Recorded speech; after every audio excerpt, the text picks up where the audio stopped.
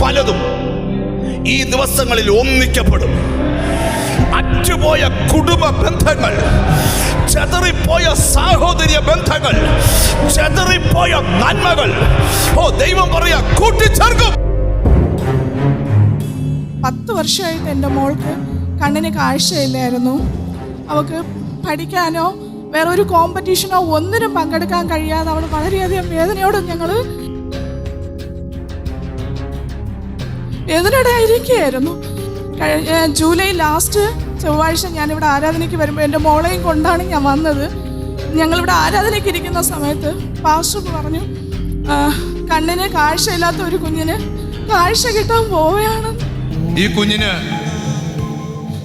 12 വയസ്സുണ്ട്.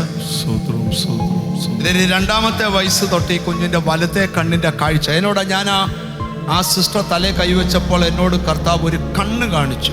ഡോക്ടർ ചെക്കപ്പിനകത്ത് തെളിഞ്ഞു, വലത്തെ കണ്ണിൻ്റെ കാഴ്ച പൂർണ്ണമായിട്ട് പോയി. ഇനി സ്കാനിങ്ങും അടുത്ത ട്രീറ്റ്മെന്റുമായിട്ട് പോവാം.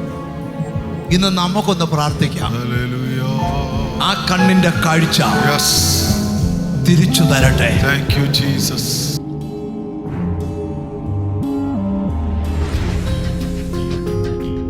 പാസ്റ്റർ ഇവിടെ വെച്ച് ബൈബിൾ വായിപ്പിച്ചു. അവന്റെ മറവിൽ വസിക്കുകയും സർവശക്തി നിഴലിൽ പാർക്കുകയും ചെയ്യുന്നവൻ.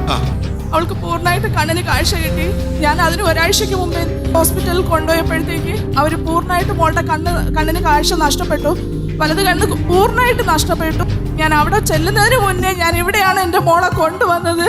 എൻ്റെ മോൾക്ക് ഇവിടെ വെച്ചാണ് ദൈവം ഒരു വലിയൊരു അത്ഭുതം പ്രവർത്തിച്ചത്. എന്നെ ശ്രദ്ധിക്കുന്ന എല്ലാ മാന്യ പ്രേക്ഷകർക്കും യേശുക്രിസ്തുവിൻ്റെ ധന്യനാമത്തിൽ എൻ്റെ സ്നേഹവും വന്ദനവും നിങ്ങളെ അറിയിക്കും.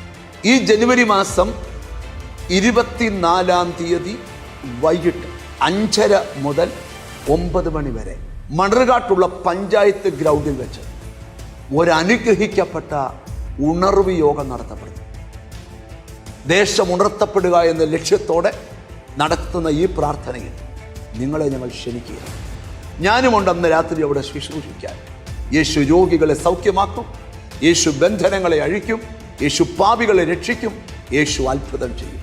മറക്കരുത്, ജനുവരി മാസം 24-ാം തീയതി കോട്ടയം മണർകാട് പഞ്ചായത്ത് ഗ്രൗണ്ടിൽ നമ്മൾ ഒന്നിച്ചുകൂടും. മറ്റുള്ളവരെ കൂടെ നിങ്ങൾ ക്ഷണിക്കണം. ഒന്നിച്ചുകൂടാം. ദൈവനാമം മഹത്വപ്പെടട്ടെ. God bless.